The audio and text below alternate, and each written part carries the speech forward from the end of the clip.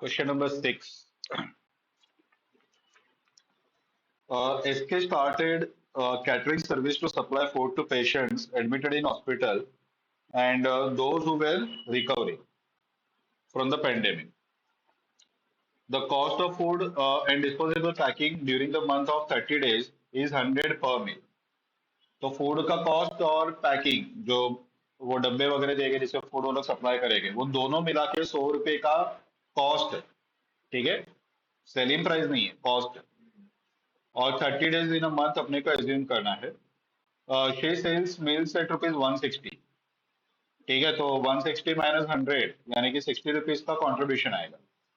She has arrangement with delivery agency that quickly reaches for pickup and delivery delivers to the customer.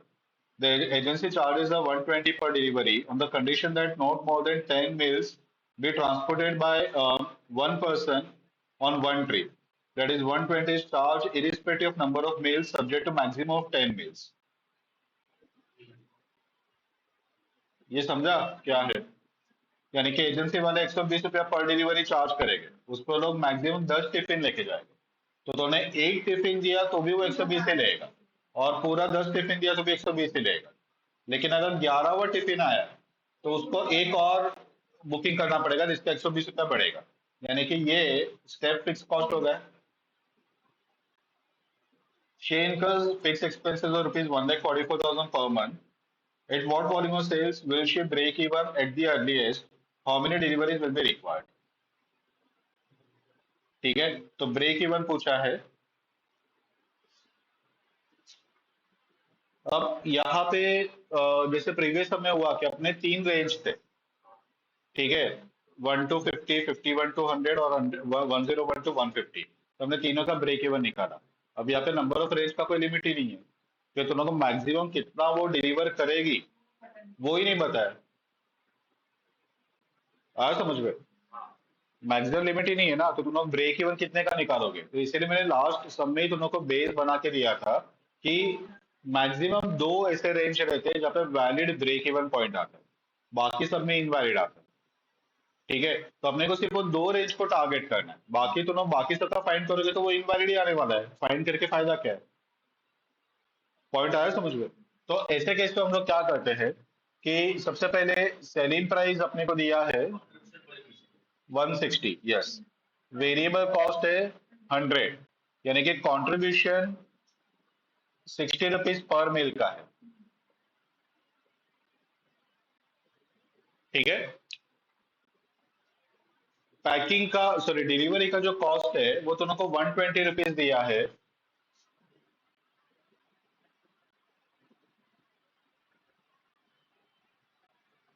For 1 to 10 tiffins.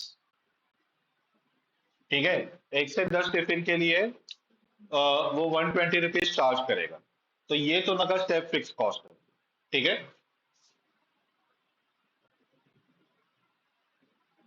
और तो ना का pure fix cost है 1,44,000।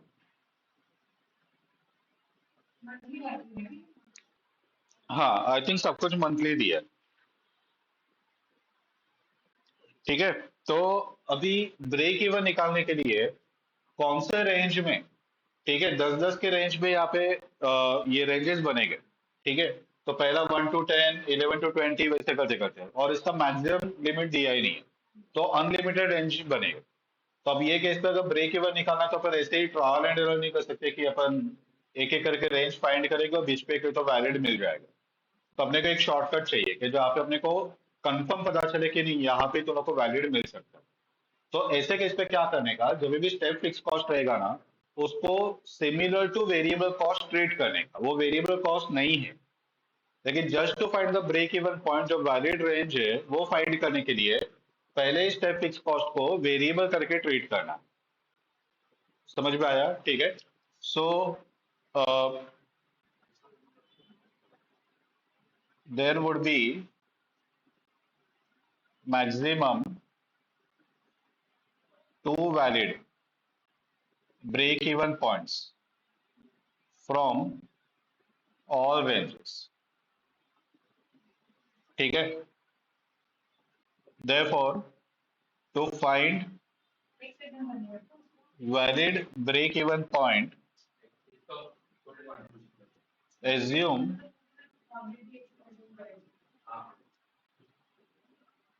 consider step fixed cost as variable cost.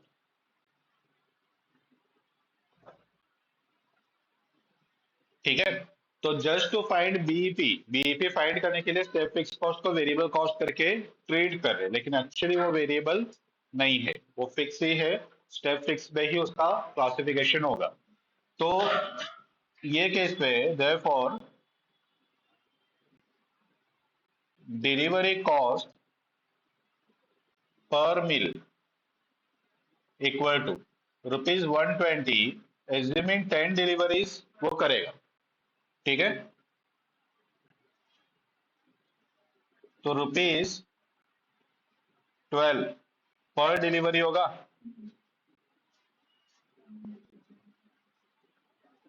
पर delivery पर मिल, ठीक है, एक मेल को डिलीवर करने के लिए ₹12 का कॉस्ट आएगा। तो हमने इसको ट्रीट किया है कि एज इफ ये वेरिएबल कॉस्ट, और एजम्पशन ये है कि पूरा 10 डिलीवरी अपन करेंगे एक टाइम पे, यानी कि उससे कम का अपन नहीं करेंगे, क्योंकि अगर सपोज 8 किया तो 120/8 होगा, और अगर 5 किया तो 120/5 होगा। तो एक्चुअली ये जो है वो बार बार चेंज होगा। देखिए हम लोग ऐसे एज्यूम करेंगे कि just to recover the cost at fullest हम लोग पूरा का पूरा 10 डिलीवरी एक टाइम पे करें। अब इसमें प्रैक्टिकली क्या प्रॉब्लम होता है कि हर एरिया का 10 का ऑर्डर एक साथ आना चाहिए ना। अभी अगर सपोज फॉर एग्जांपल किसी का सीएसटी का ऑर्डर आया और सब सीएसटी के ही ऑर्डर है, तो 10 टिफिन एक साथ भेज देंगे। लेकिन अगर एक ऑर्डर आया अंधेरी से, एक आया सीएसटी से, एक आया दादर से वगैरह, तो एक बंदा को सब जगह पे नहीं घूमेगा। ठीक है, तो वो एक पर्टिकुलर एरिया को कवर करेगा, तो वो केस पे number of delivery may be less than 10। ठीक है, लेकिन यहाँ पे अपना just to find the break even point, अपना एजम्पशन ये रहेगा कि in one delivery we are going to deliver 10 tiffin. ठीक है, तो 10 का 10 अगर पूरा डिलीवर किया तो ₹12 का डिलीवरी चार्जेस आएगा पर मील, पर टिफिन। ठीक है, अब इसके accordingly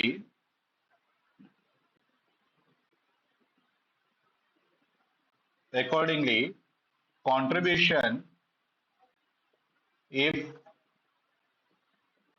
delivery is considered as variable cost will be, तो selling price minus variable cost minus delivery cost equal to contribution, तो आएगा 160 माइनस 100 माइनस 12। ठीक है, 48 हो जाएगा, तो ₹48 का कंट्रीब्यूशन आएगा। इतना समझा? ठीक है, अब अगर हम लोग ब्रेक इवन पॉइंट फाइंड करें, first valid BEP equal to pure fix cost divide by contribution per mill.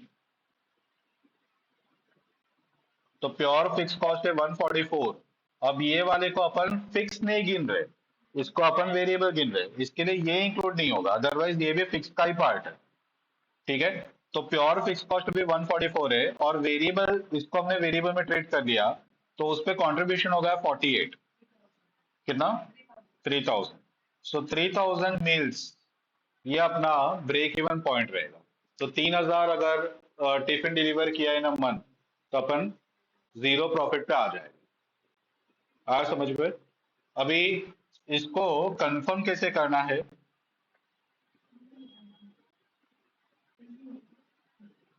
Just to confirm, अभी देखो अपना जो रेंज है ना वो 10-10 टिफिन का है, तो 3000 के लिए 2991 टू 3000 का रेंज रहेगा 10-10 टिफिन के हिसाब से। बाद में 3001 टू 3010 रहेगा। ठीक है, और इससे पहले 2981 तो 2990 का रेंज रहेगा, बराबर। और एक रेंज और ले लेता हूं मैं,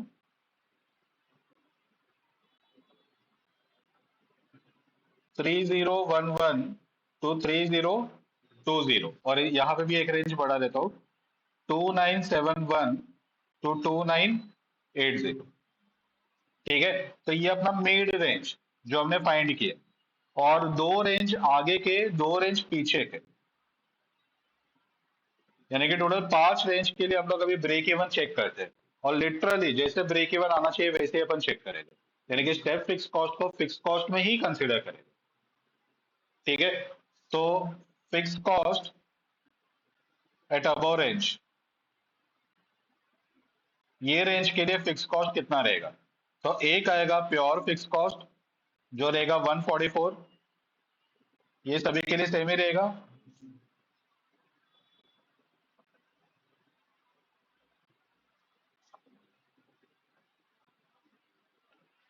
और दूसरा आएगा step fix cost, that is delivery. अभी देखो 2971 से लेकर 2980, अब इसमें जैसे 71 वाला टिफिन आएगा, अपने को डिलीवरी बुक करना पड़ेगा, 120 का कॉस्ट आएगा। अब उस पर तुम लोग 71 डिलीवर करो, 72 डिलीवर करो, या पूरा 80 डिलीवर करो, ये 10 के लिए वो अमाउंट फिक्स है। ठीक है, तो अपन 2980 का ही ले लेंगे।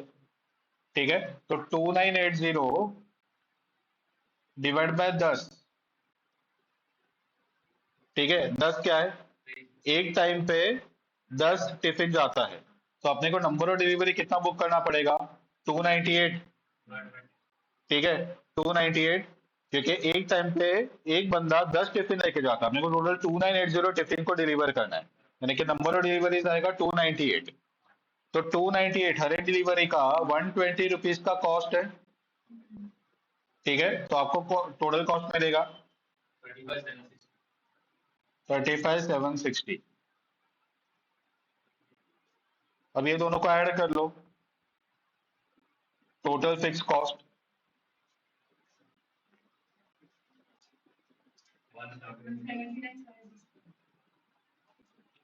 डिवाइड बाय कंट्रीब्यूशन पर मील। अब कौन सा कंट्रीब्यूशन लेंगे जरा सोच के बताओ, 48 या 60? 60, क्योंकि इसको अभी वेरिएबल में ट्रीट नहीं किया, इसको फिक्स पे ट्रीट किया, तो अपना रियल कंट्रीब्यूशन 60 रुपीज दिए। तो अपने को मिलेगा बीईपी यूनिट्स कितना? 2996।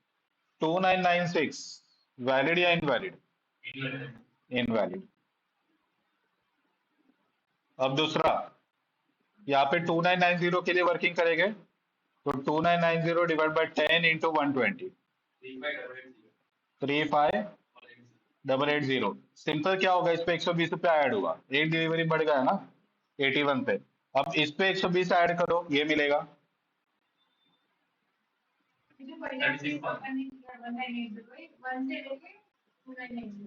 हाँ 36,000, 36,120, 36,240। ठीक है, टोटल। अब इसी में सिर्फ 120 ऐड कर देंगे तो 180 हो जाएगा, 180,120, 180,240 डिवाइड बाय 60, सभी को करते जाना है।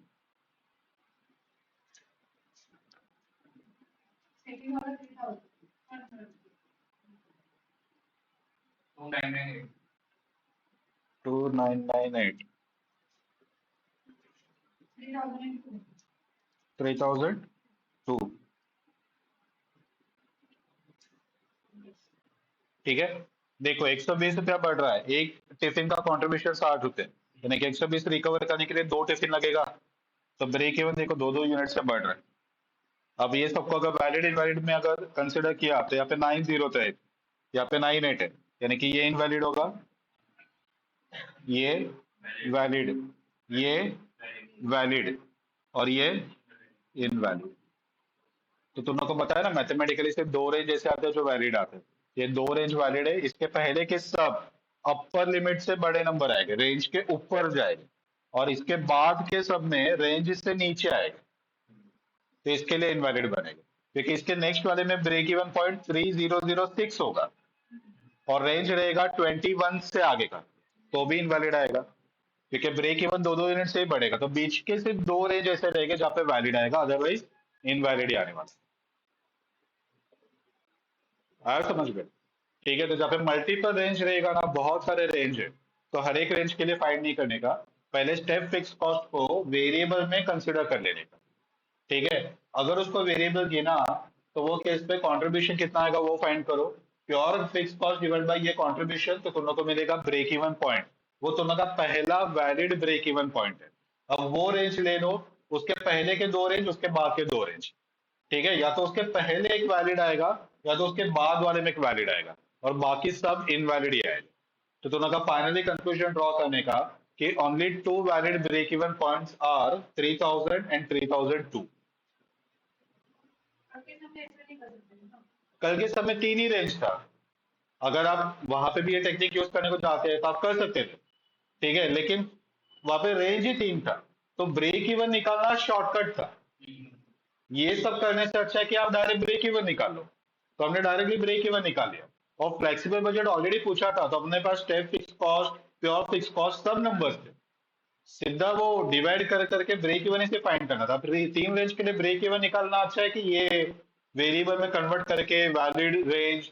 अब वैलिड रेंज ही तीन है, तीन में से वैलिड अगर लिया तो दो आगे का दो पीछे का, तो आपको टेबल तो बनाना ही पड़ेगा। ये करके फायदा क्या? आया समझ में?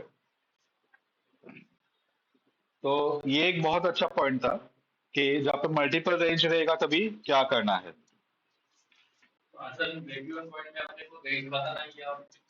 ब्रेक इवन ये आएगा।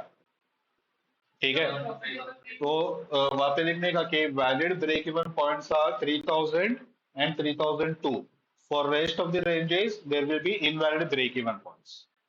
ठीक है, अगर आपको इस पे रेंज भी लिखना तो भी आप लिख सकते हो कि valid break even point is 3000 in a range of 2991 to 3000 meals, and 3002 in a range of 3001 to 3010।